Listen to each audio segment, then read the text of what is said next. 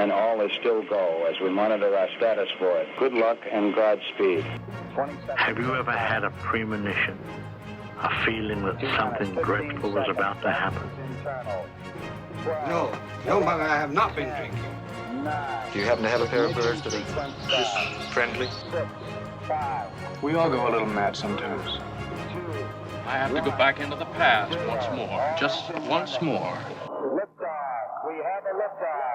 This is HitchPod, a podcast counting down the 20 best movies of the wonderful 20th century director Alfred Hitchcock. In this podcast, we rewatch a Hitchcock movie and then we talk about it. I'm Dan Lipke and I'm reaching desperately into a drain. And I'm Kat Jones and I'm not being distracted by the tennis because this time around we're rewatching the sixth best Hitchcock movie as voted on by our listeners, Strangers on a Train from 1951. Yeah, so 1951, that was a year when they had... Do we need to recap it? I mean, most people can remember it. Yeah, I'm sure we can all remember it.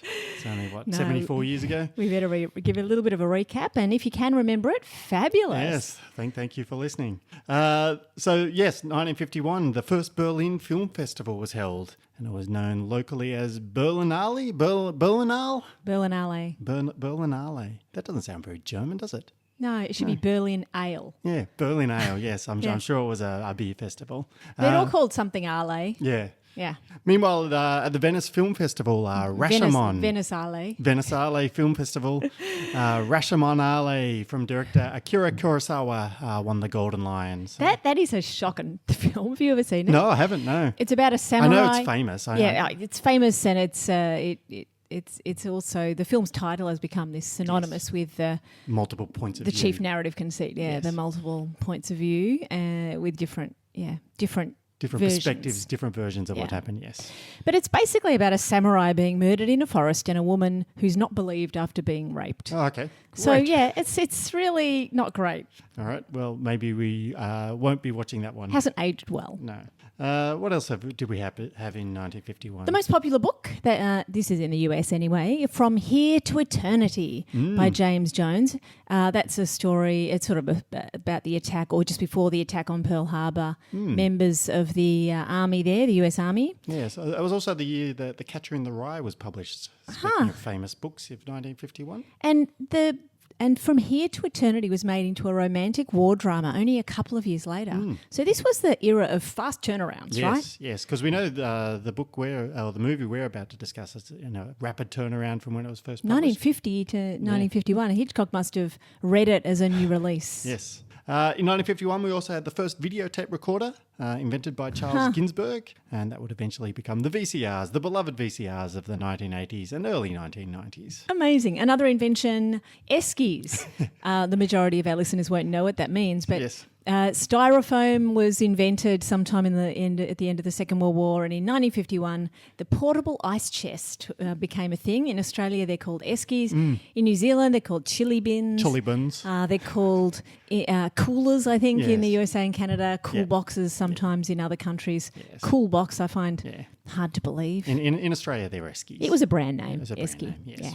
Yeah. I Love Lucy, first show filmed for a live audience. Oh, wow. So lots of big name things. Imagine coming up with the concept for going, let's put a live audience in here. Yeah. Although, of course, they did have a lot of live audiences for radio shows. The top single, Billboard US again, was Too Young by Nat King Cole. Feels like Nat King Cole's had the top song for a number of these years. He's very popular, but I think he's about to be usurped because in the same year, Alan Freed, a DJ, coined the term rock and roll, and that was about to take over as the most popular form of popular music. And, of course, we always do the Onion's Guide to Our Dumb Century. Yep. Look up what the Onion had on their newspaper headlines back then. So from their front page dated October the 4th, 1951, there was the headline, MacArthur advances to Arctic Circle, plans to liberate polar region. The North Pole shall be free of communists by 1952. And of course, 1951 also saw Strangers on a Train, which Kat is about to recap. Okay, so we are heading into a recap of the movie, and there are spoilers ahead. Yes. Also a reminder, our HitchPod episodes are now on YouTube, so if you'd rather listen there, Google doesn't have a podcast service anymore and told us all to go to YouTube. So that's where we are. We are, of course, on every other platform and Spotify and so on. But anyway, if you could go to that page regardless and subscribe to that. That would be great.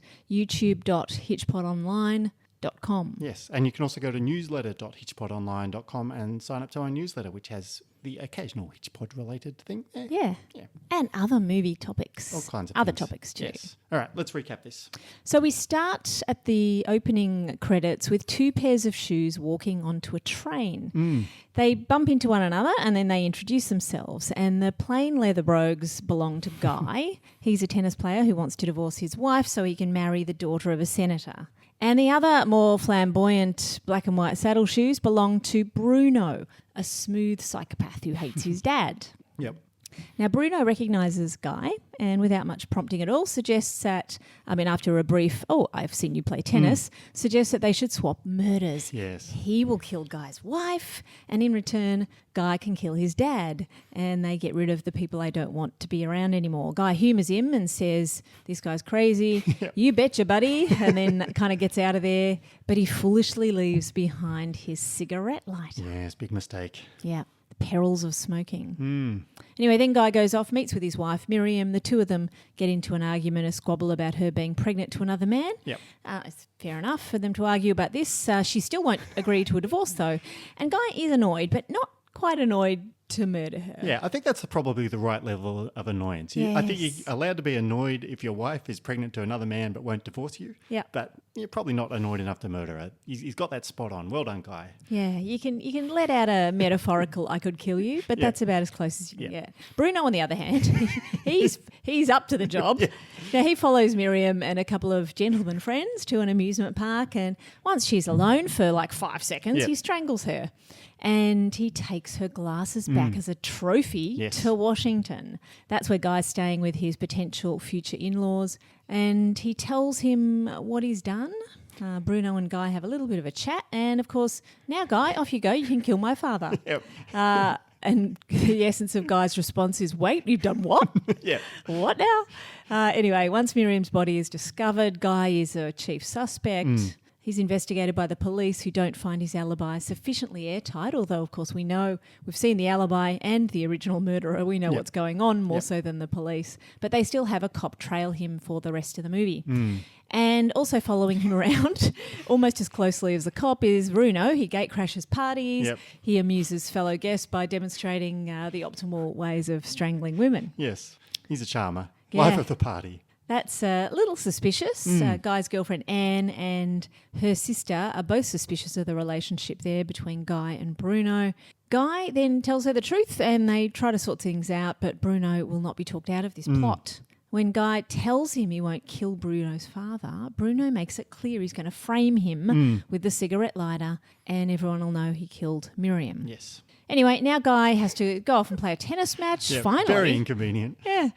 And Bruno goes to plant the cigarette lighter back in the original scene of the crime at the amusement park. Luckily, Guy wins the match early enough and heads off in pursuit. Bruno's delayed by kind of briefly dropping the lighter down a drain. Eventually, they both arrive at the park and they engage in a scuffle aboard an out-of-control carousel, a merry-go-round or a roundabout. After the emergency brake is pulled, it kind of spins out of control, killing Bruno. Bruno heroically sticks to his attempt to frame Guy, even with his last dying breath. Yep. But, of course, alas, then he does die. And the cops spot the lighter he was going to plant, and therefore Guy and Anne are able to be together at last. And that is the end of the movie. And a very quick recap. If you would like a longer recap, listen to our previous podcast, which is out from behind the paywall at the moment. Do you have lodgers in your loft, stomping around, seducing your daughters and murdering the neighbours? Then you need Lodger Be Gone, an ultrasonic pest repellent solution to your unwanted lodger problems. Lodger Be Gone. Sound waves not included. Okay, as always, I do 3 jokes and a limerick on each movie. I shouldn't say as always, because last month I did something completely different, but there's always something comedy related. So I've got 3 jokes and a limerick on this particular one. You can thumbs up or thumbs down them. I'm going to give you whichever emoji I feel like. Fair enough. All right, so first joke, here we go. So I heard that it took a lot of drafts to get the screenplay for this one right. Apparently the first draft, Bruno was merely being strange on a train. Make it stranger, Hitch kept telling them. Okay, you get a rolling on the floor laughing emoji for that one. Wow. That's good. Okay. I did also like how key plot elements in the movie were carefully labelled so we couldn't mistake them. So like Bruno's name on the pin, the initials on the lighter from Anne, the main character's name being Guy. So, yeah. Okay, that one just gets like the upside down face smiling though. Yeah, fair enough. I did also like the way that Hitchcock cut back and forth between Guy playing tennis and Bruno reaching for the lighter, kind of really building the tension of the two scenes. I did think, however, it was a bit of a stretch when he tried to link the scenes by having the umpire announce game, set and lighter. Oh, that's pretty good. You get double thumbs up for that one. Of course, that wasn't as big as a stretch as Guy being able to reach the lighter in the first place. No. All right, here's the limerick. If you're trapped on a train with a stranger, you should immediately assume there is danger. Starting a conversation requires swift condemnation. Murder's deranged, but chit-chat's derangeder. Yeah, definitely get a thumbs up for that one too. All right. What did we notice on the second or later time through? I like this just as much every time I watch it. I think you get sucked into the movie. This time we had some teenage boys watching with us. We persuaded them and they enjoyed it. They were given full rein to leave at any point they found it boring and they did not leave. Yep. So that was a good indicator that it was still pretty compelling. Yeah. I very much enjoyed Bruno this time around. I think the first time we watched it was our second episode of the podcast. Yes. So I wasn't really like in the full Hitchcock vibe. I didn't know all the tropes. I didn't know exactly how he made his movies. I think I enjoyed Bruno even more this time around. I liked how unapologetically sociopathic he was. It's just like, I don't care. I'm just evil. Yeah. Doesn't matter. Yes. And also so manic, like he follows Guy around. All he had to do was lay low, really. It's a fascinating kind of portrayal of a sociopath, psychopath. Yeah.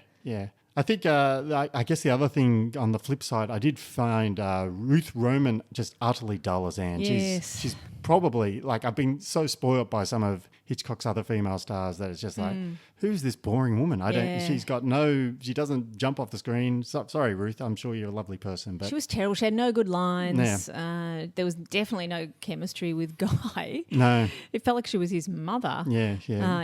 Very, very, very snooze city. And actually on that, I also found Farley Granger incredibly dull as well this time around. It's just beautiful to look at. But everything, and I think reflecting on it, everything just happens to him. So he's not a good protagonist at all. No. Passive. Even when he plots to sort of chase Bruno after the tennis match, that's just a reaction. It wasn't really proactive. He's way too passive for a main character. Yeah. And that's what makes Bruno really pop because he's a big contrast to that. Yes. I guess that's part of the point that he is passive. And I have just finished reading the book where he's even more annoyingly passive in the book. Excellent. Yes. I can't recall, why did they both get on the carousel at the end? How did Hitchcock make that happen? Did they jump over a plot hole? I think he was just trying to capture, I think... they were trying to evade the police. Yeah, Guy knew the police were going to get him. Yeah. He had to get to Bruno first to get the cigarette lighter off him so that he could prove his innocence before he was arrested. Yeah. Okay, that's right. Because the police were after Guy. They thought it was Guy, and then Bruno thought they were after him too. So that's what you do. It's the best place to hide. Yeah, yes. On a carousel. Yes. And as I kind of alluded to in the jokes, it was very funny to me how much of the plot turned on these monograms of like Bruno's typing. Like we could see his names clearly spelled out. Yeah. And Guy's cigarette lighter. Just anonymous accessories. Yes. That's the key to getting away with it. That's how all rich people get found out.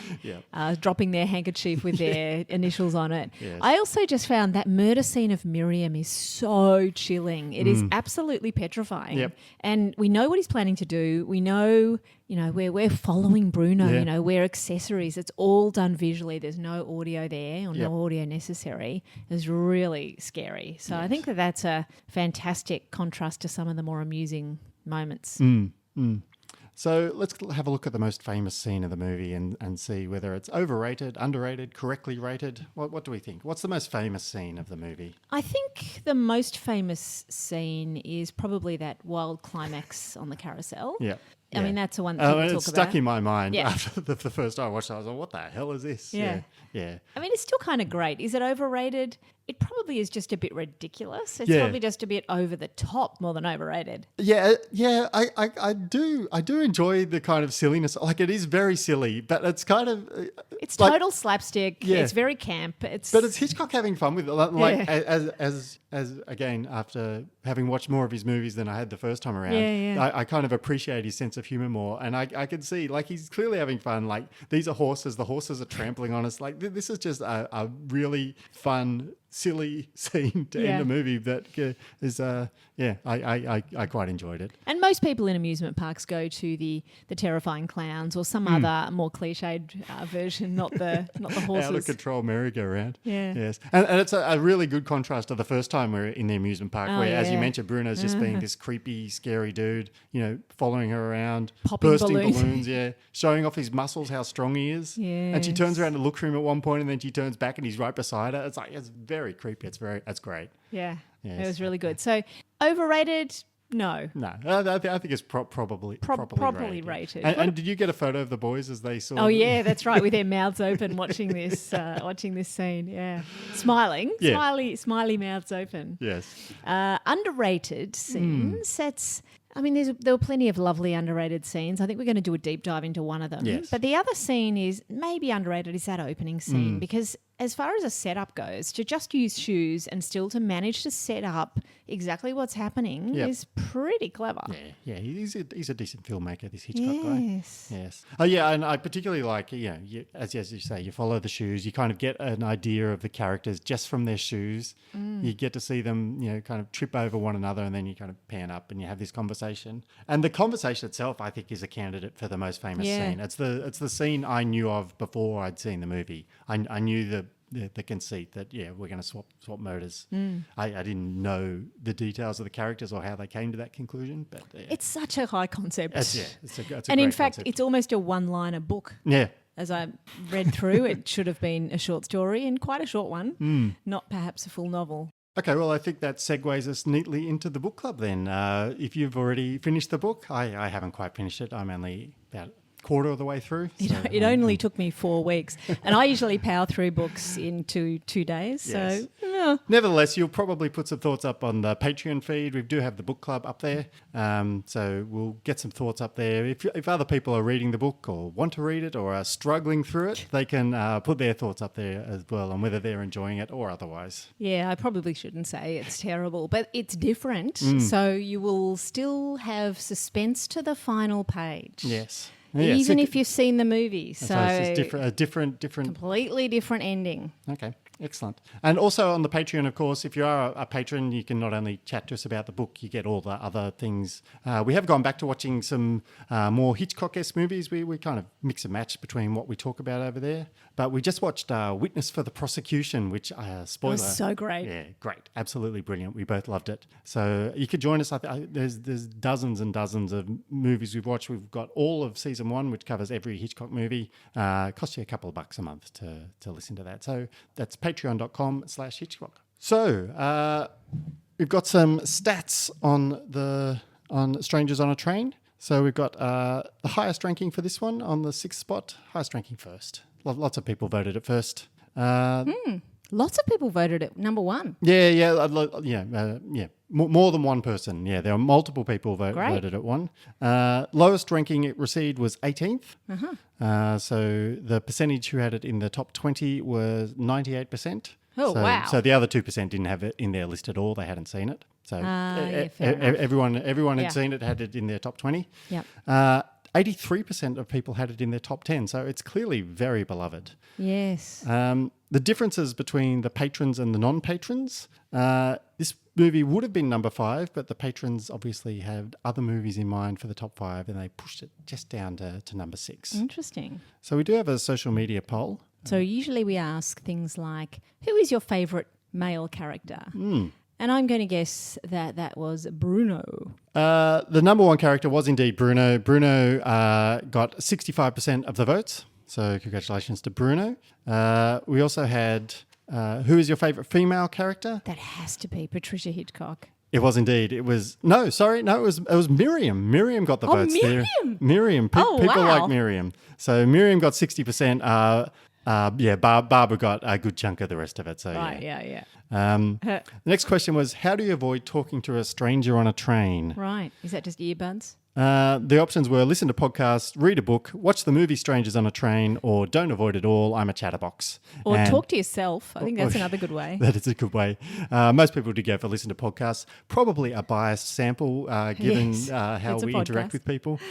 I also asked, what is a better party trick than strangling a fellow guest? The options were card tricks, juggling, telling jokes, or all of the above. And most people enjoyed telling jokes. There you go. So that got just above 50% of the vote. Mm-hmm. So congratulations to telling jokes as the best way to entertain people at parties as opposed to strangling somebody. Yes.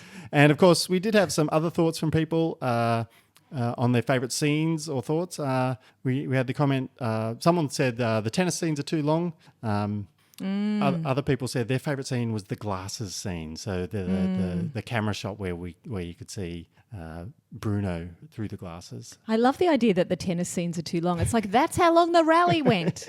Yeah, that's how long tennis is. That's exactly how you feel when you're watching the tennis. That's certainly how I feel watching tennis. I'm not a big tennis fan. Quite like playing it. Don't really have much interest in watching it. I'm like Bruno. I just stare straight ahead at somebody and don't follow. By the way, if you're on the train listening to this podcast, I want you to look up and make eye contact with someone and just hold it. Yep. Just pretend you're Bruno for a minute.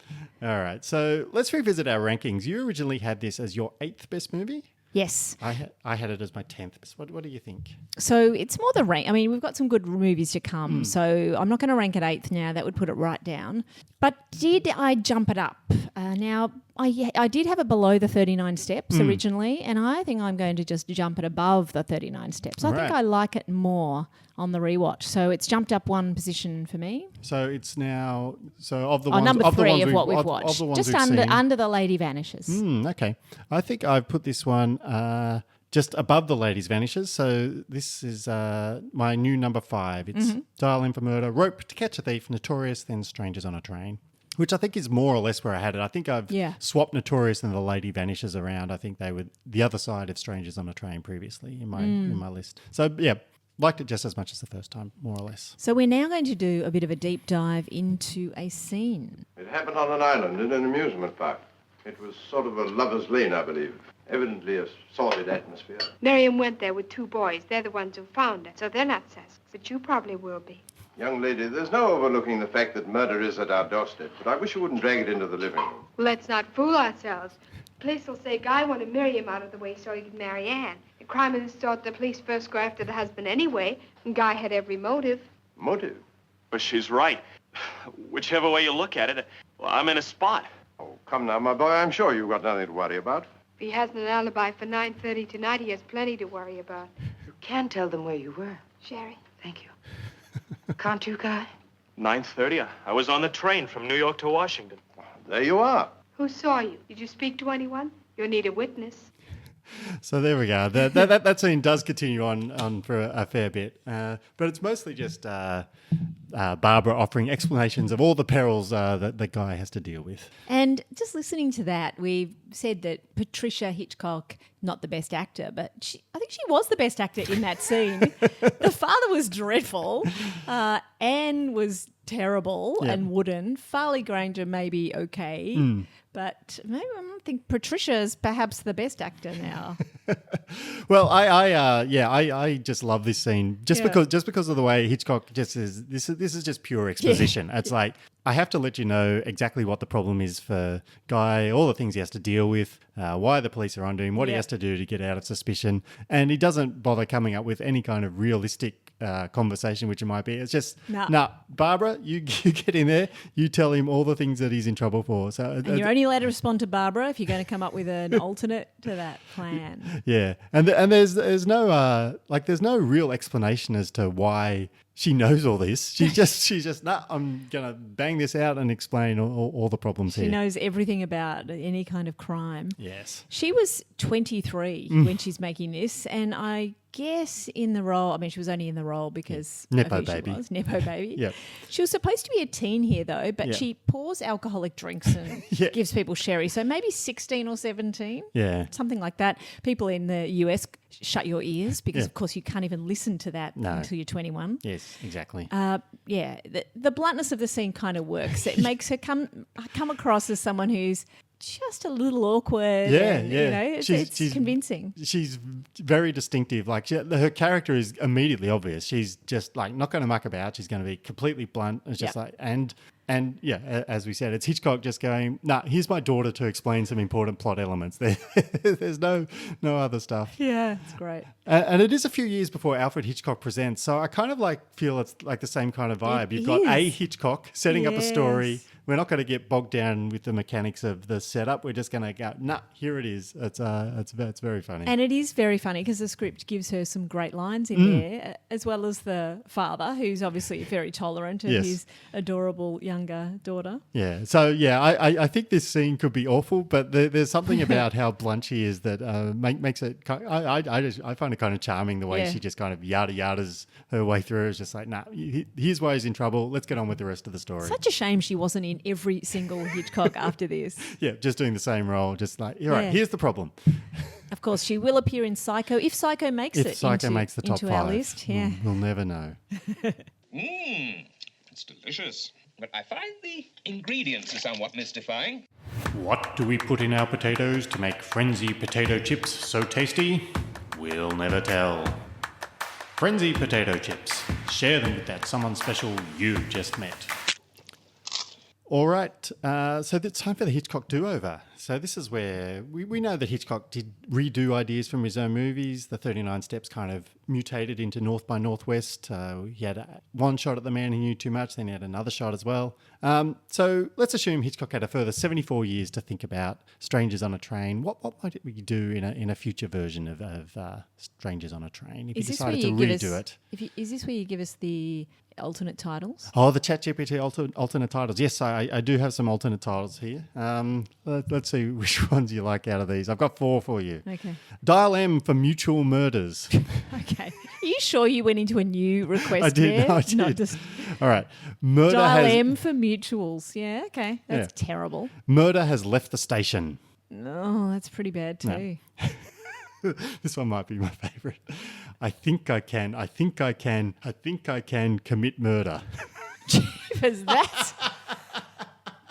Surely it didn't come up with that. That is amazing. I did say, look, focus more on the trains. Focus on the train bit, come up with your titles, and that's what it came up with. It also came up with choose your victim. Good grief. It's been rebranded as a sort of middle grade or perhaps even picture book at this point. Yes. We'll have to get Disney to do that remake of that movie. Yes. So what other things might change apart from some of these awful new titles? Well, we think he probably would not set this on a train. You don't meet as many people on a train, or if you do, there's not the opportunity to have dinner with them there and have as many conversations. Yes. So, mostly you only have meals on a plane, right? I think you could do it on a plane because you're kind of trapped beside somebody. You could easily be trapped beside some weirdo like Bruno for an entire plane flight. I have been trapped next to people, not who've proposed murder, but strangers. What about strangers in an Uber? Strangers in an Uber, yeah. Well, there is Uber Share or something where you can try and cut your costs. But I think a plane is the kind of the natural transition, getting up in, especially if they're in first class. He's a professional tennis player. That's right. And he's a fancy pants. Yeah. They'd be in first class for sure. Yes. So Guy would still be a tennis player. He would be a tennis pro for sure. That would still hold up pretty well, I think. Yeah, I think it's but I think tennis players these days, pros, because they earn so much money in the ones they win, you have to be kind of on the brink of with wild cards and stuff. Because otherwise, if you're Federer or whoever's number one now, you just feign an injury and you say, "Oh, sorry, I'm out of this tournament." Doesn't really matter. Yeah. So you'd have to be, desperately needing to get it for the rankings points. Yep. Otherwise, there's no reason for him to continue this tennis match. It was pretty ridiculous in the first movie. I think he was trying to get away. He was trying to shake the police, and that was his way of shaking them too, right? Yeah, I guess so. But yeah, I don't know. If he really wanted to get away in a hurry, because he was keeping an eye on the sun going down, you try and lose the game. You don't try and win the game. You just keep double faulting into the net, and you're done. Yep. Yes. The other thing that occurred to me is we do enjoy the amusement park ride, but I think with better stunt work and CGI these days, you could actually have it on a roller coaster and them wrestling as the roller coaster's doing loops and they're fighting on that or something. Yeah, or on a chairlift. Yeah, on a chair. Yeah, something high and dangerous. Perhaps not quite as silly, as much as we enjoy the silliness of the merry-go-round.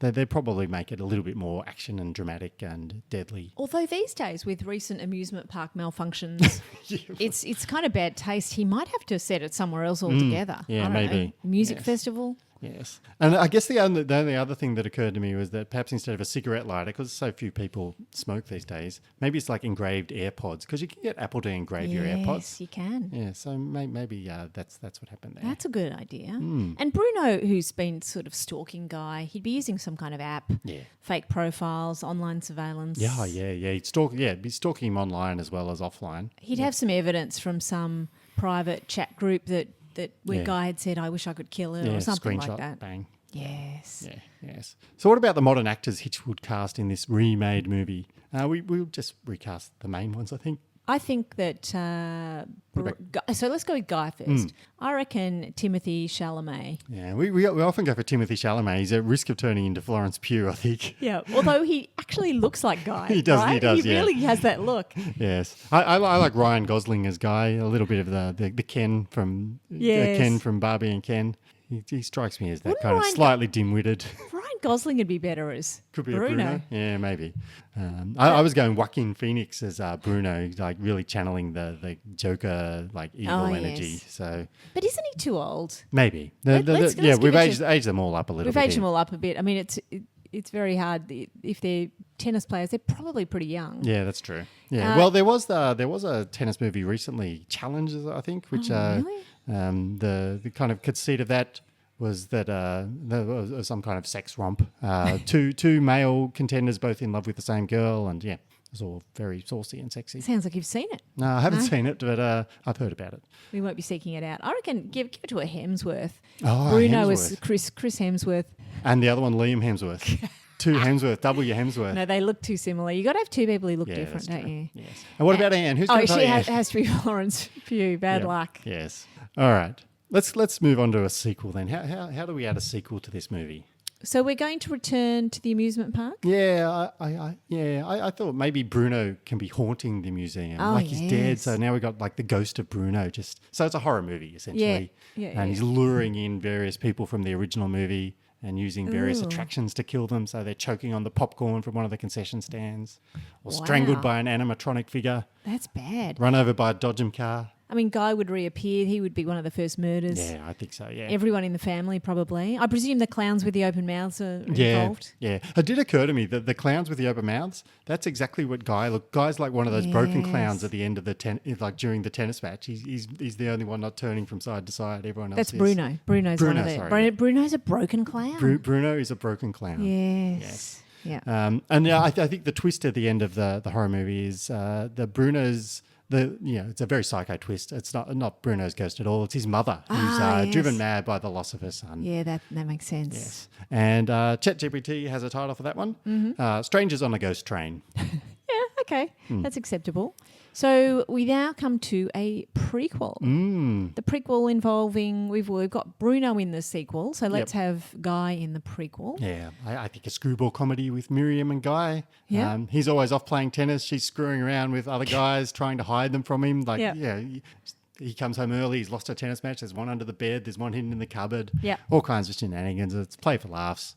So this has to be post-Hays Code prequel because there's a little bit of sex and a bit of nudity and maybe it's shot in France or Germany. Yeah, I think so, ChatGPT title, Love All. Love All. May have been done before, but good on you, ChatGPT. That's better than usual. What about a TV show, like an ongoing series with one of the minor characters? Well, I've just read a book very similar to Strangers on a Train called... Strangers on a Train? Yeah. So no, I've just read a book very similar to Strangers on a Train called Seven Sisters. Okay. And by Catherine Kovacic, where 7 women swap murders. Oh, wow. That seems very complicated. Yep. They kill the this is not a spoiler, it happens in the first paragraph or even on the back copy. They have to kill the people who've murdered their sisters. Mm-hmm. So terrible people. Yep. And anyway, that would be a good 7-parter. 7 sisters into the 7-parter. So something where women are doing the same thing. They're killing people who killed their loved ones and make that into an 8-part TV show. Flip the genders. Very, very good, yes. Have you got one? My only thought was maybe we reveal that Anne is the secret Machiavellian power behind her father's political career. So we can follow her, adventures in Washington. She's accruing secret power. She's making deals with... And everyone thinks her father's the one in control. Nah, she's the one doing everything. We've got to make her interesting somehow. Yeah, it's very difficult to make her interesting, isn't it? But that just rings a bell. It's like a version of the Manchurian Candidate, right? It is a little bit, except we've switched where it was up. the mother who was or the wife who was the mother was pulling the strings of the. Yeah. Oh no, she was pulling the wife, strings of the wife. Yeah. So similar. Yeah. Similar. Yeah. Excellent. ChatGPT says that one could be called anonymous power. No, big hard pass on that one. All right. So what should we watch next? What you else? like Strangers on a Train, we've looked up some movies that you may enjoy. The first one is Chinatown, 1974. A private detective hired to expose an adulterer in 1930s LA finds himself caught in a web of deceit, corruption and murder. So that one's Jack Nicholson and Faye Dunaway, very famous movie. Double Indemnity from 1944. An insurance representative is seduced by a dissatisfied housewife into a scheme of insurance fraud and murder that arouses the suspicion of his colleague, a claims investigator. And that stars Fred McMurray and Barbara Stanwyck. And if you're a patron, you can find that on our Patreon feed. Yes, you we've can already get a watched podcast on that one. And there's another movie from 1944, The Woman in the Window. A reserved professor meets a model and gets mixed up in murder. I hate when I meet models and get mixed up in murders. Yes. Yeah, very annoying. That one stars Edward G. Robertson and Joan Bennett. So don't watch them if you did not like Strangers on a Train. If you didn't like it, you wouldn't be listening. So our next movie, what will it be? It's a face-off between Strangers on a Train and the movie that beat it to the Best Picture Oscar in that year. And that was An American in Paris, directed by Vincente Minnelli. And it is a wonderful musical starring Gene Kelly. Assumed wonderful. I haven't seen it, but I'm sceptical based upon our previous Oscar buzz, although we haven't seen too many musicals. So, no. Yes. I like this movie. This is a fabulous movie, and I even have the DVD. Oh, do you? Very good. So saves us having to hire it from somewhere else. Yes. Anyway, we will go through all the major categories: Best Picture, Best Director, Best Actor, Best Actress, etc., and see if Strangers in a Train was robbed. I mean, it was definitely robbed. Yeah. But until then, I'm Dan Lipke wearing a monogrammed tie pin. And I'm Kat Jones, saving a child from a runaway carousel. Thank you for listening to HitchPod. Please come and talk to us on Twitter at HitchPod Tweets or on Facebook by searching for HitchPod. And you can also email us directly at feedback@hitchpodonline.com. And if you want more Hitchcock content, please consider becoming a HitchPod supporter. Just go to patreon.com/HitchPod. And for as little as $2 a month, you can get access to our Season 1 coverage of every single Hitchcock movie, as well as bonus episodes on Hitchcock-esque movies. Invitations also to watch live rewatches and much, much more. Dreadful business, dreadful. Poor, unfortunate girl. She was a tramp.